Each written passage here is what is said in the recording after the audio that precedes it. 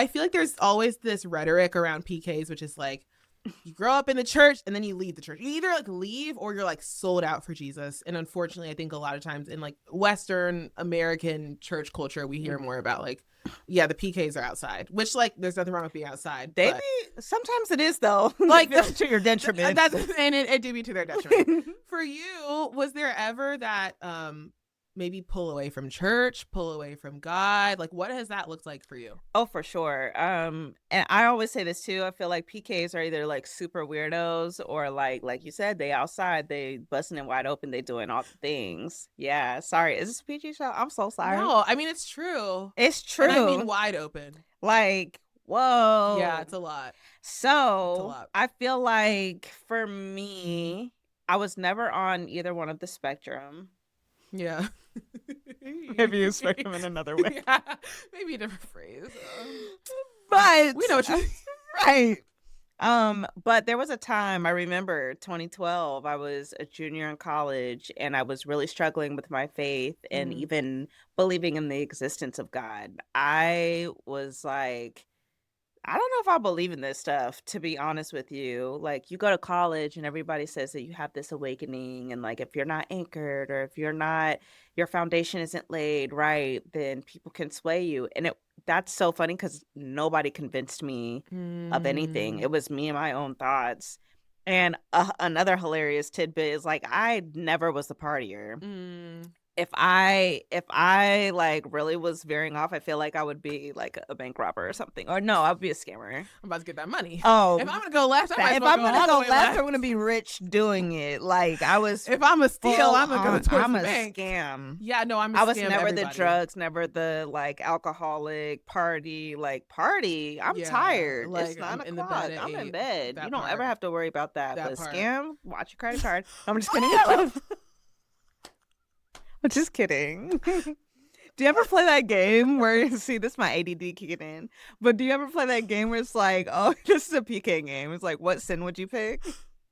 PKs do that? Oh my God, there's so many games. What sin would you pick? So yours was scamming?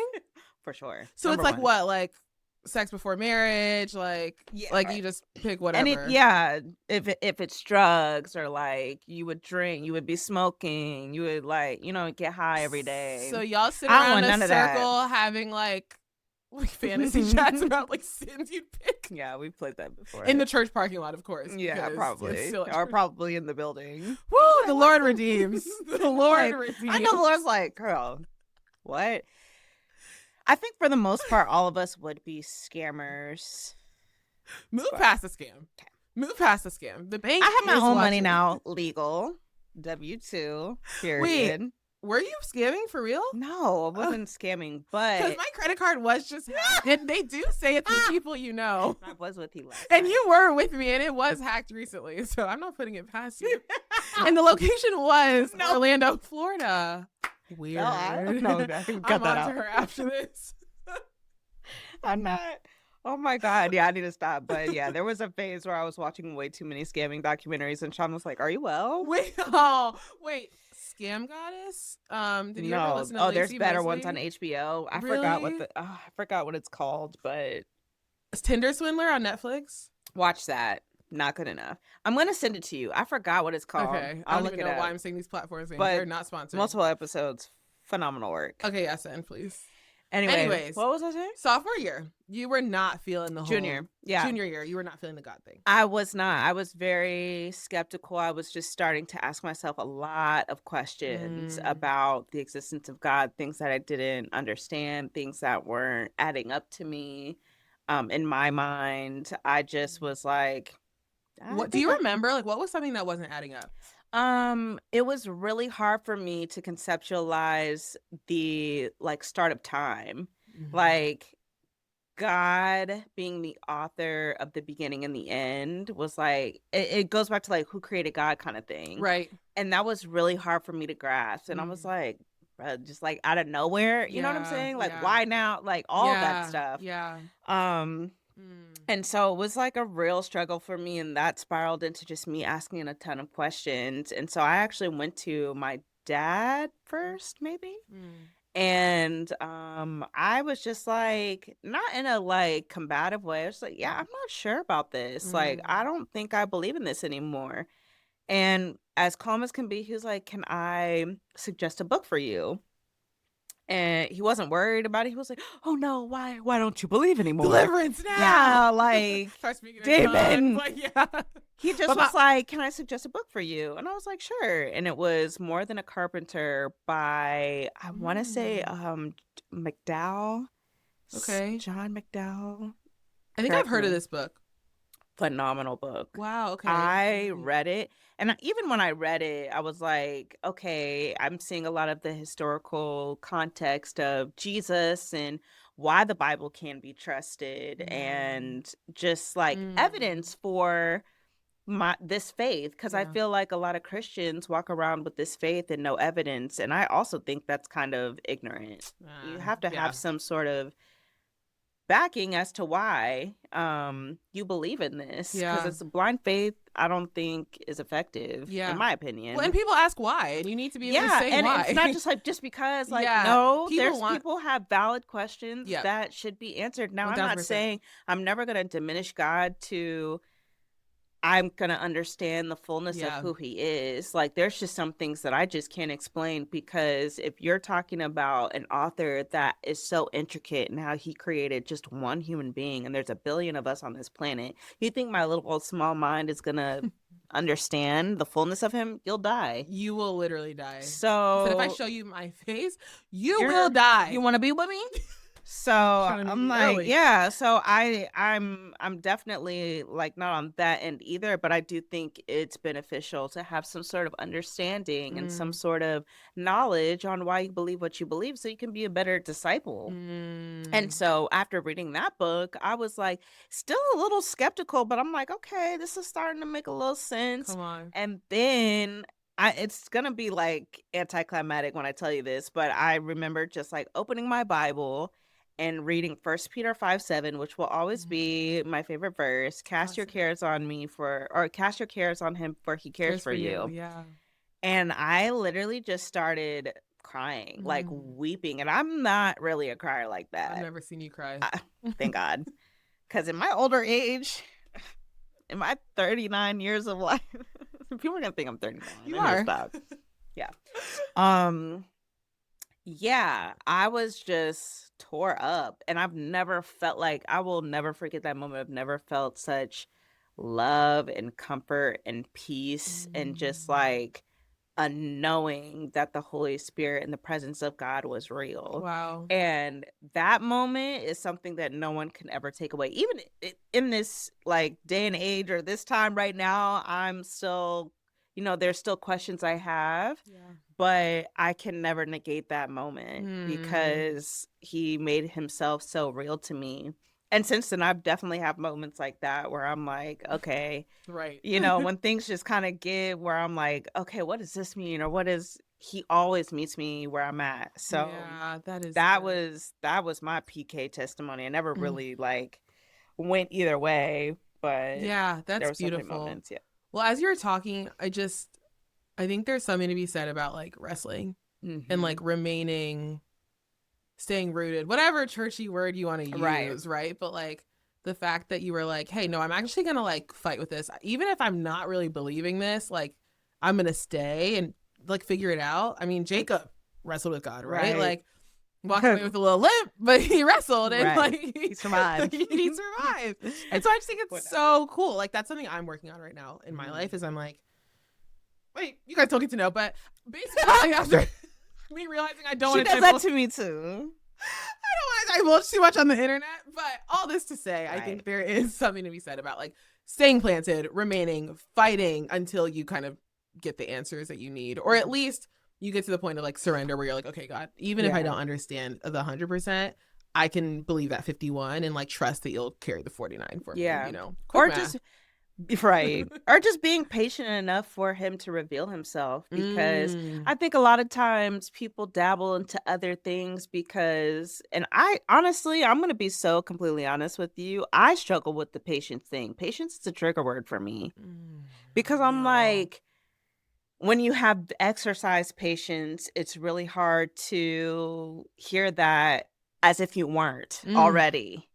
And so sometimes when you are sitting and waiting on God to meet you, it does require a capacity for patience.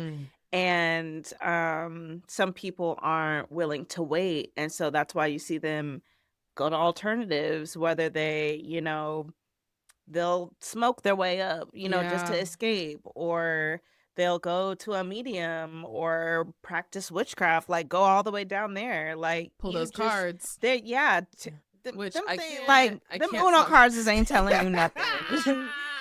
Uno reverse and go back to Jesus. You better not Uno reverse and go right back to that. You better Uno reverse, because you might get to a hole that you don't want to be in. Who is tarot? I thought tarot was a type of tea. And I don't drink her either. I hate Black people. Like, literally, we can't. I can't be so even serious. go there. And I'm so sick of the narrative of, like, people don't really know, like, the history behind. I actually don't want to. I promise you, leave that history so far away from me. I don't do it. I actually saw a TikTok, wow, we're left, but I saw a TikTok comment this morning, and it was like, the reason that you guys are anti-witch is because of sexism. Girl, call it whatever you want to call it. I'm anti-witch because I'm anti-witch. Like, I'm not dabbling in it because I've seen too many people dabble in it and not come out and want to come out. So that's all the proof I need. And isn't there a verse that's like, if you go looking for it, you will find it? Oh, it'll find you. It'll find you. I mean, there's also... It's waiting for you. Ooh. The devil prowls like a lion. Roaring. That means he ready to eat. He hungry. Starving. Okay. And the appetite is never satisfied. That's the other thing. Right. And if you, like, he is not omnipresent either. So if you put yourself in the line of fire, he's waiting. That's why he's hungry. Our Lord and Savior. Come on. He's everywhere all at once. Okay. Everything everywhere all at once. He can't. Yeah. He can't do that. So if you put yourself in that position, you might get ate up. You better be careful. That's snatched up. Yeah. Ooh. This is why I also call you Bishop, because Kayla be preaching. Even I'll call you just for something random, and I'm like, why are you giving a word? Like, why are we here right now? I called to show you my outfit. Like, why are we here? That's not true. You do be giving words. Oh, thank you. Yes, you 1000% do. Yeah. All the time. Ministry. What do you think about... I'm sure you get asked. I'm sure. Can I tell you, a guy asked me that? He said, "What is your ministry?" What? I was like, "Hi, I'm Kayla." Sorry. Like, that's a whole different conversation we need to have on, like, offline. Yeah, very offline. No cameras, no phones in the room. I'm sure people ask you, like, do you want to be a pastor because of that? Why are you laughing? I'm cracking up. No one ever asked me. Really? That. Are you kidding me? I would think, okay, I have other PK friends, and people just naturally assume, although I will say they're guys. I wonder if there's something there about Sean. Gender. Sean's her brother. Yeah, so my brother, I mean, we even say that because he is a pastor, though. Not just because my dad is a pastor. His heart is similar to my dad's. He loves people. I think to be called to be a pastor is not just preaching. Like, people think that preaching means that you're a pastor. Like, if you're a good teacher, you're a pastor. When you are called to be a pastor, you're called to really love the people of God. And yes, we are all called to do that, but you're called to shepherd them and walk with them. Yeah. I don't think I like people that much to be a pastor. Like, at least you know. Oh my goodness. At least you know yourself. I've seen, again, going back to my parents and the sacrifices they made, I've seen over the years them walk with people slander their name, drag their name through the mud, and they're like, well, we're just gonna love them. Wow. Wow. What? Wow. Because I'm ready to swing. Pop off. Yeah, like, so good. There's just a different kind of grace that you have to be a pastor. Now, obviously, if God called me to be a pastor, I'm gonna be obedient. Don't do it. Don't do it. Don't ask me, but I think he knows. Yeah. I honestly believe he knows me well enough to put me in a space where I can go toe to toe with people, if you Yeah, will. Like, yeah. I'm in a space where, like, God is not topic of conversation. It's very free flowing. It's very open. And you're saying And media is that space? Media, media, yeah. yeah, the industry can be just grimy. People don't have integrity. I'm just like, people just straight up, I've been on meetings and people just straight up lie. And I'm like, yuck. Like, it's disgusting to me. Yeah, yeah. Absolutely disgusting the way people run their lives to get ahead. And I don't run like that. But I think I do have a grace to minister to people like that. That's good. Yeah, because being a pastor, maybe that is my pastoral calling. Yeah, well, I mean, I say this all the time on the show, and we had Pastor Sarah Jakes Roberts on here. I was like, you are in ministry, but like, we're all in ministry, right? Yeah. Like, my favorite example, not to preach, because I can't and have no. You probably couldn't. Didn't you do your commencement speech? But she was a valedictorian, y'all. No, I wasn't. Yeah, we're you talking about people lying. This is you lying right now. Weren't you top of your class? Yeah, cum laude? Okay, but my point is, when Moses went to the tent, and then like Jesus, I love the OT, and then God's presence fell, and it was the tent of meeting. And it's just like how your desk, yes, you're working there, but like if you invite God in, like that's literally like the desk of meeting. It's like where you can like really extend your ministry.